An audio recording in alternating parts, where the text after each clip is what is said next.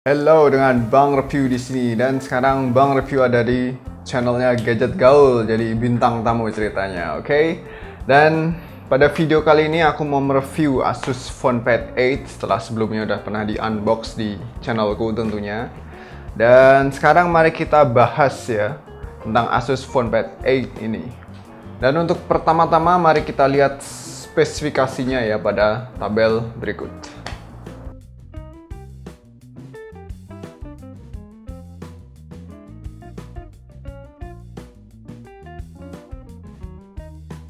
Ya, itu tadi spesifikasi dari Asus PhonePad 8. Jadi Asus PhonePad 8 ini harganya 2,5 jutaan, dan dengan harga segini kalian sudah mendapatkan tablet dengan kemampuan untuk menelpon dan juga meng-SMS. Sekarang kita bahas dari bodinya ya, dan dari bodinya ini layarnya ukurannya 8 inch dengan resolusi 1280 x 800 pixel.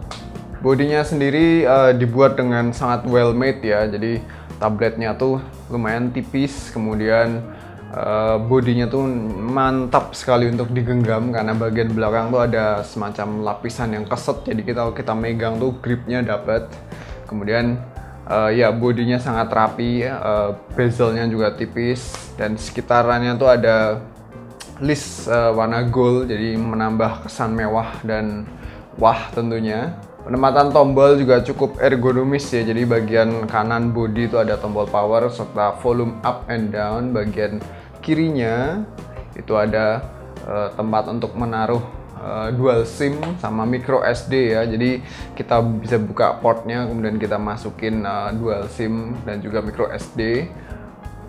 Bagian atas itu ada tentunya lubang earphone dan juga ada colokan USB ya. Dan bagian bawah nggak ada apa-apanya.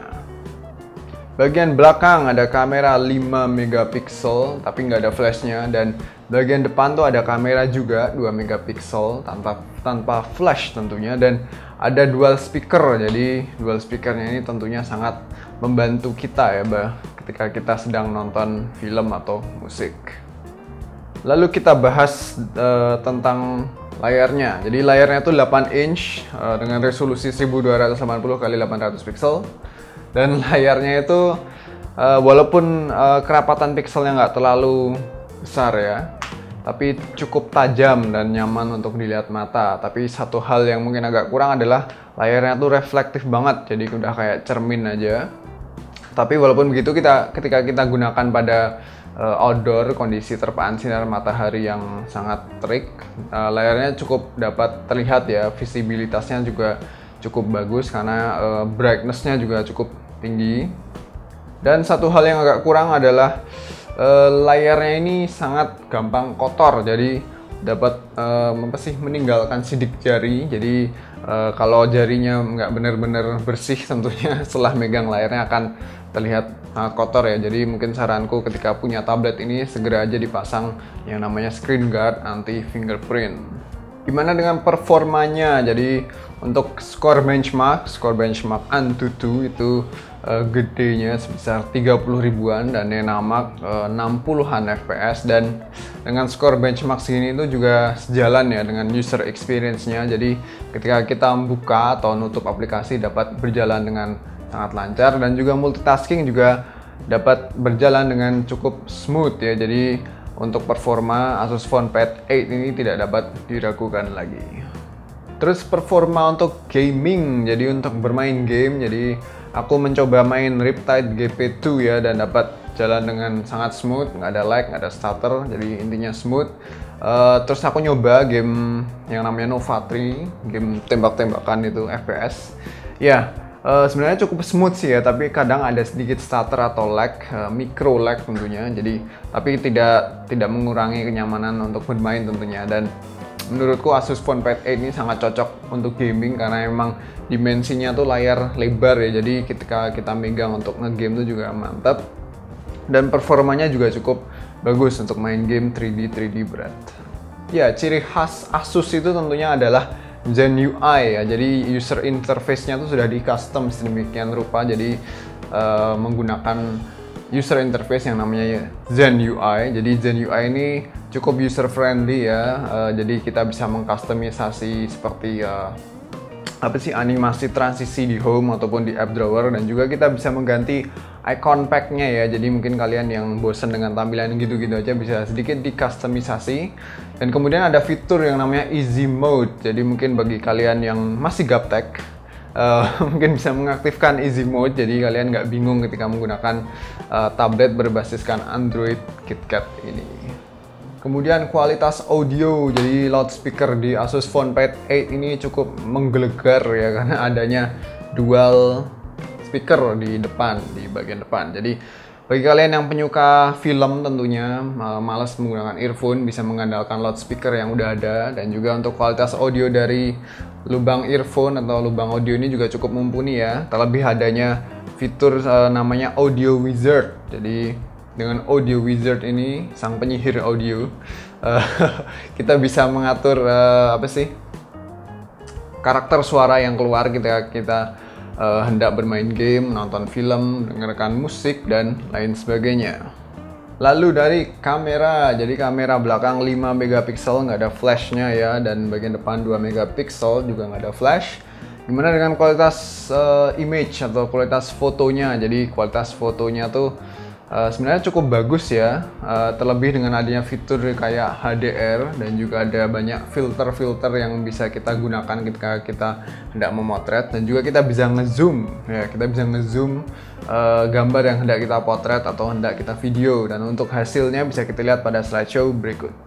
Ya, bisa dilihat ya, kualitas fotonya cukup bagus sebenarnya, terlebih dengan adanya fitur HDR ini. Tapi fitur HDR ini jarang aku pakai, karena ketika kita mengaktifkan fitur HDR maka shutternya itu akan menjadi lama ya. Jadi momen-momen yang ada pasti akan hilang tentunya karena shutternya lama.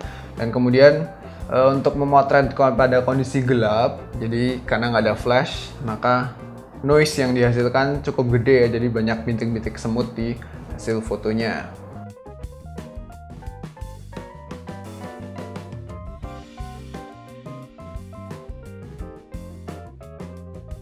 Dan untuk video bisa dilihat sebenarnya cukup oke, cukup lumayan lah. Jadi untuk video-video everyday use mungkin sudah cukup mumpuni.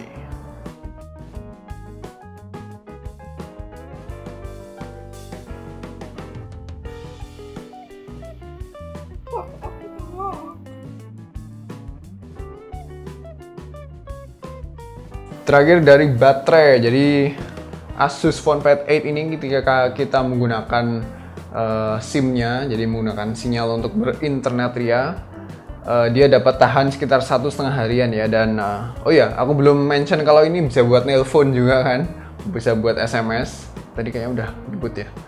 Ya, jadi bisa buat nelpon coy. Jadi ya menurutku lucu aja ya, nelpon pakai tablet segede gaban kayak gini.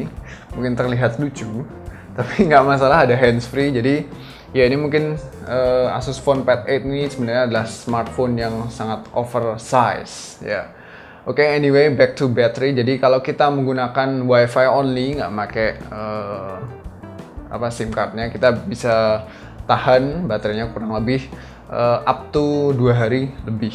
Jadi overall untuk penggunaan cukup awet ya Asus PhonePad 8 ini. Ya gitu aja reviewnya dan kesimpulannya. Bagi kalian yang sedang cari tablet dengan budget 2,5 jutaan, aku merekomendasikan yang namanya Asus PhonePad 8. Kenapa? Karena kualitasnya cukup mumpuni, build quality-nya sangat superb, performanya sangat bagus, kameranya oke. Dan yang penting adalah bisa buat nelpon dan juga SMS. Jadi kalian yang mobile, suka online di mana-mana, mungkin bisa mengambil Asus PhonePad 8 dengan harga 2,5 juta. Kalian sudah mendapatkan tablet sekaligus smartphone tentunya. Oke? Ya gitu aja reviewnya. Jangan lupa like dan subscribe Gadget Gaul, dan mampir pula ke channelku ya, Bang Review. Mampir kemudian subscribe pula tentunya. Oke? Ya gitu aja. Thank you for watching and I'll see you guys later. See ya.